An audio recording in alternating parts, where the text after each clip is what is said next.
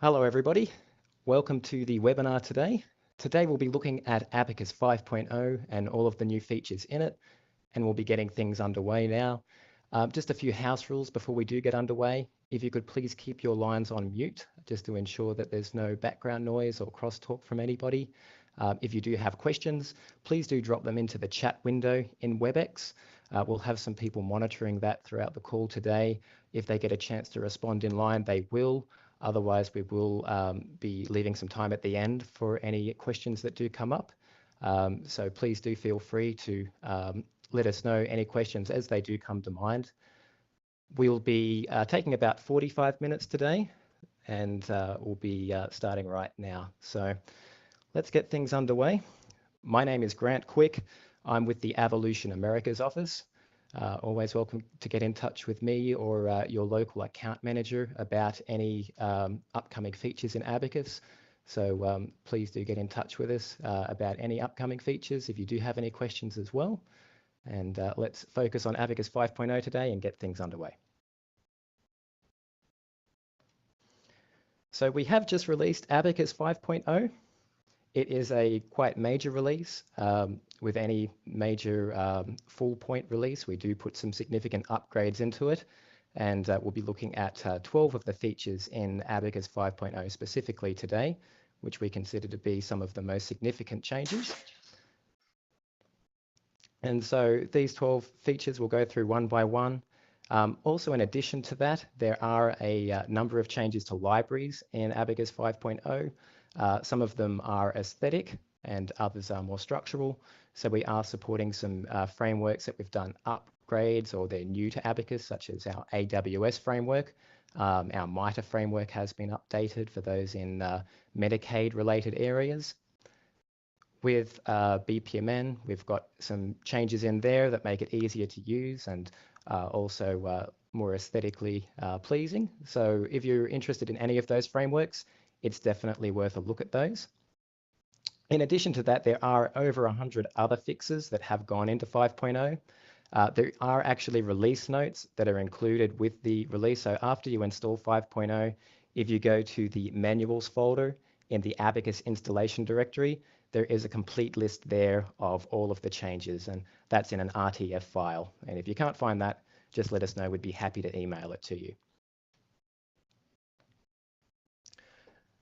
So without further ado, let's get in and have a look at ABACUS, and we can explore what these features look like and how they can be accessed.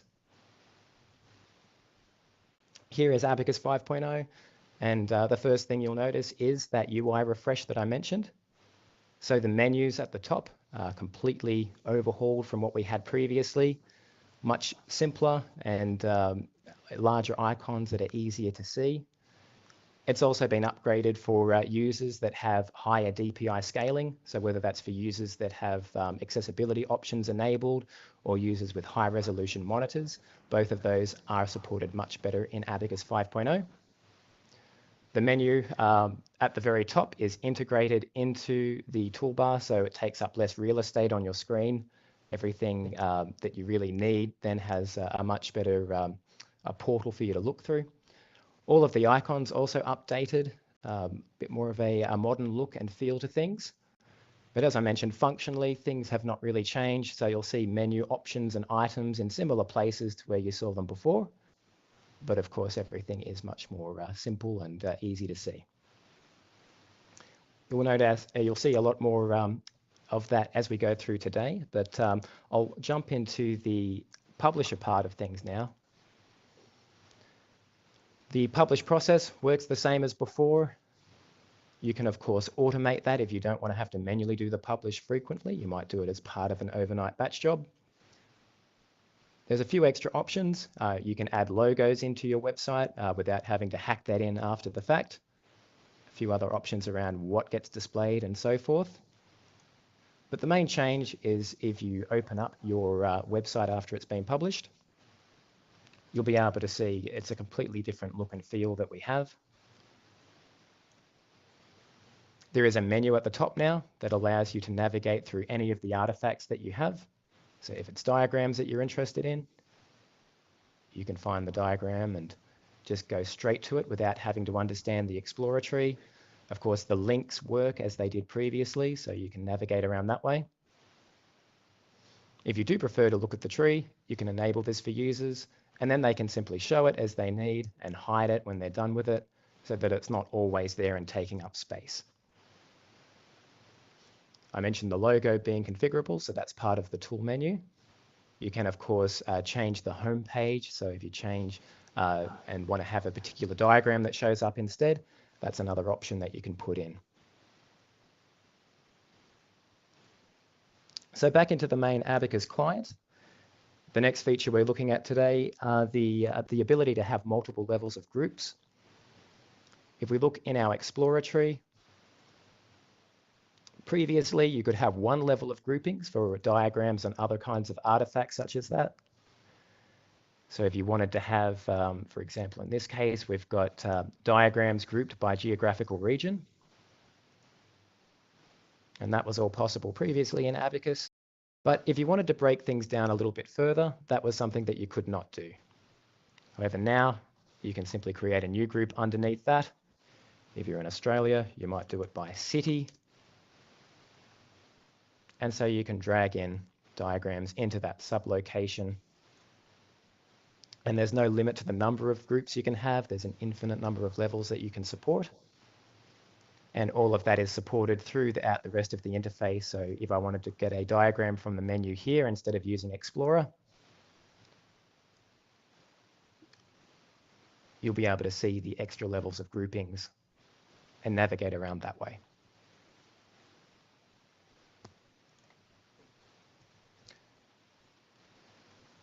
Simulation, as I mentioned, something that's improved significantly in ABACUS 5.0. When you ran simulators previously, you were asked about many different options every time you ran the simulators. Usually users did not change those options, so it became quite burdensome to have to complete those options every time. So now we've put those off into a menu. So you can simply configure the options through here. Things like how long you want your TCO analysis to be calculated for, whether you want to have year-on-year costs. And in addition to that, you can configure the names of the fields that are used. And that's very significant, obviously, for users that are using foreign languages as their primary language for their project. Having English property names was not very intuitive, so being able to use their own now, much more flexible. We have also simplified the properties that are used and the way that some of these simulators work. Reliability has additional functionality in it. It does aggregation of reliability now. It calculates things such as recovery time, if everything goes down. How long does it take for a system to recover, given all of the dependencies it has on other areas? And perhaps most significantly, there is an option to run simulation on the server side.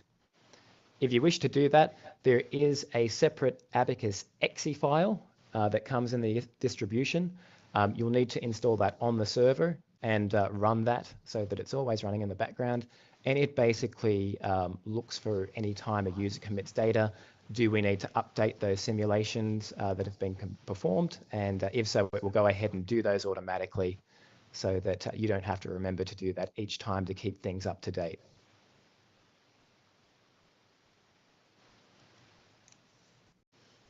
I mentioned at the beginning the AES-256 bit encryption that we now have. Nothing much to see in terms of that. Everything in ABACUS will function the same.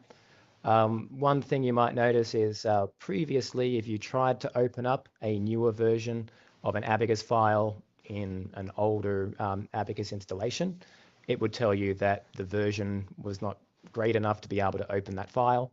Now, because we have a new encryption format, if you tried to open up an ABACUS 5.0 file in 4.5, it won't recognize that. It will just say it doesn't appear to be a proper ABACUS file. But otherwise, from a functional point of view, you won't notice any difference. Basically, all of that happens in the background. If you had issues with things like FIPS compliance, those have now been resolved. So it's not just a matter of peace of mind. There is also some functional benefits to having the AES-256 bit encryption. One of the other enhancements is the ability to define the hierarchy path. for any of the new components that are created. So if, for example, I have my applications as a type, what I can do is edit the default hierarchy path for new applications that are created. So I have that set currently to applications. For your existing project, it will just be blank, which means it will go to the root level. So this is something that you'll need to just go through and change as desired. And after you've done that, if I was to create a new component, say if I have a look at a diagram, I'll open up an application interface diagram.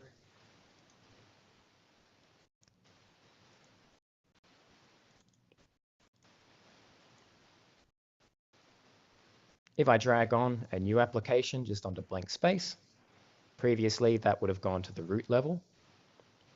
But instead, if I link to my Explorer tree, you'll see that that has gone underneath applications. And you can have it in a sub-level as well, so you can separate things by the pipe character. So if I wanted things to automatically go into one of the regional groupings that I have here, that's possible as well. But it helps to make sure things get organized in a way that doesn't get too messy. Previously, if you were dragging a lot of things onto a diagram, you'd have a big long list of all different types of components. Now things will be much better organized if you use this feature. It's particularly useful for connections because connections often get neglected when it comes to structuring things. But now, instead of just having a long list of connections, you can have them organized by the component type or by some other grouping structure.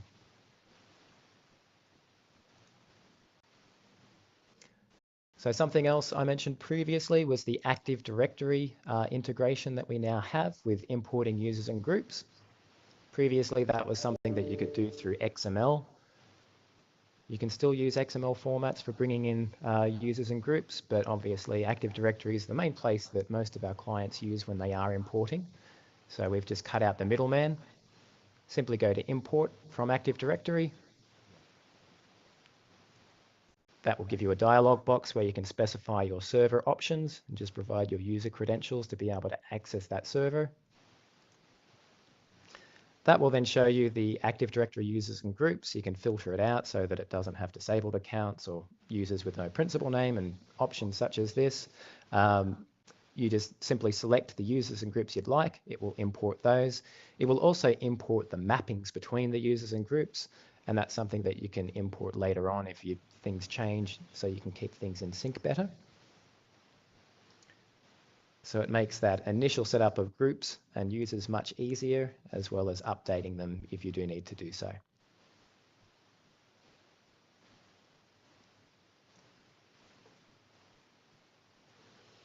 Now, with the ability to receive project updates, if you have an admin user and they have a look in the project options, which appears in their file menu,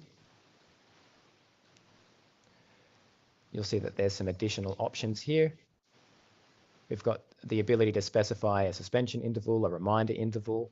And basically what this does is it checks the enterprise server for users and it lets them see if there are updates. If there are, it notifies them and asks them if they would like to receive that update now or if they'd like to postpone that.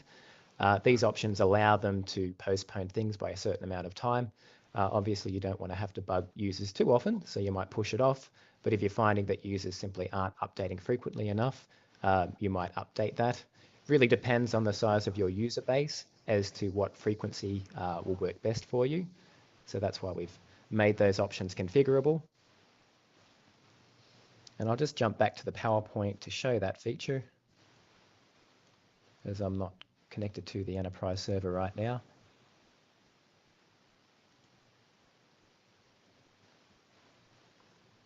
So there's the dialog box, of course. And down below, you'll see this dialog box for what is displayed when there is an update available, giving users the choice to do that. If they're in the middle of building a diagram or something such as that, and they don't want to lose their mental thought process, they might want to delay, but otherwise, the users typically will want to receive those updates.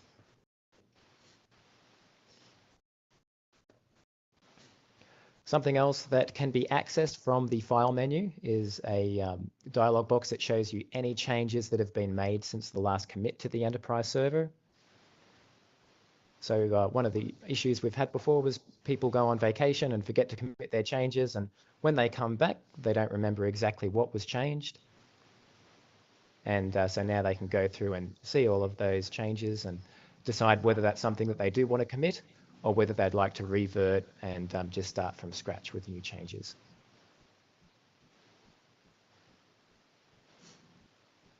Oh, and there's that option. So somebody is making changes on the enterprise server, so you can see that here. I'll just delay that. Now, the final option that I wanted to look through, or feature I should say, is the Google Drive adapter that we now have that's available. If you have a look at any catalog that you have in your architecture, if you have this feature enabled, it's something that's enabled at the license level. So if you don't see it, you can talk to your account manager about what's required to enable that. But it basically allows you to export a catalog out to Google Sheets. People might maintain that Google Sheet externally. So you might have a group of users that are maintaining some applications, and rather than doing it directly in ABACUS, they're more familiar with Google Sheets, so they're using that. That way they don't need to have a copy of ABACUS themselves. You can simply push that out to there, and then you can round trip it back into ABACUS with the click of a button. So if I want to export, I simply come into this interface, and if I haven't logged into Google, it will make me do that through basically your Google account. You can then export that out. It will go straight onto the Google Drive. After it's done, there's a link there. If you'd like to open it straight away, you can see it. And you'll be able to see this is what this one looks like in the Google Sheets. So you've got the ability to use drop downs if you've got a list property type. So it's not just a simple text-based output. It is quite smart in how it works. As I mentioned, you can make those changes as needed. You can then round trip them back in just by clicking the import button. It will allow you to select this sheet from your drive and then sync up all the data as needed.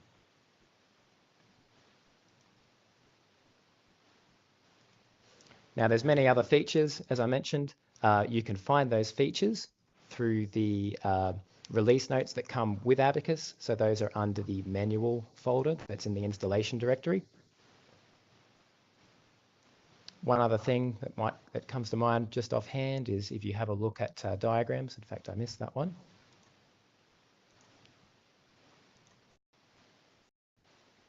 If I want to create a new diagram from scratch, instead of getting the element selection initially, you just get a very simple dialog box that lets you select your architecture, the viewpoint that you'd like to use, and to specify a diagram name. And after doing that, it will simply create a blank canvas. And we've found for most users that are new to ABACUS, they don't really want to use element selection. They're more comfortable with dragging and dropping content onto their diagram. So they might do that by using the stencil. If you drag on an application from your stencil, it will ask you to specify a name for this new application you're creating. If there's already an application that is named that, it will actually give you the option of using that instead. And so that way it won't create new content, it will just bring the existing content in. Or of course, you can just drag things on from the Explorer tree and various other places in ABACUS, and it will add that straight to the canvas as well. If you'd prefer to use element selection, you can access it from the toolbar, or you can also right-click on the blank space in the canvas, and that will bring up the dialog box as previously that allows you to select the exact content that you'd like to be automatically added to the diagram. And that gives you all the power of querying the graph database so that you might do queries that show things that are connected to this, connected to that. You can do impact analysis and all kinds of unique queries through this interface very quickly and easily.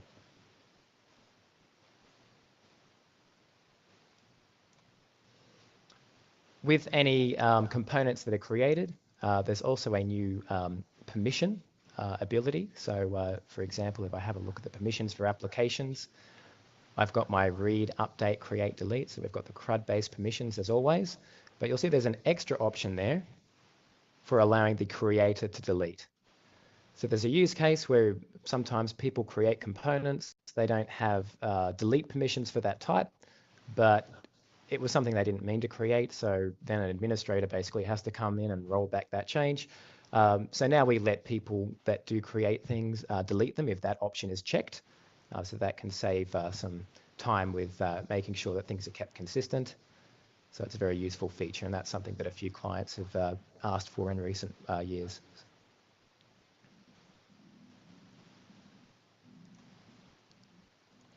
Coming back to the libraries I mentioned at the start.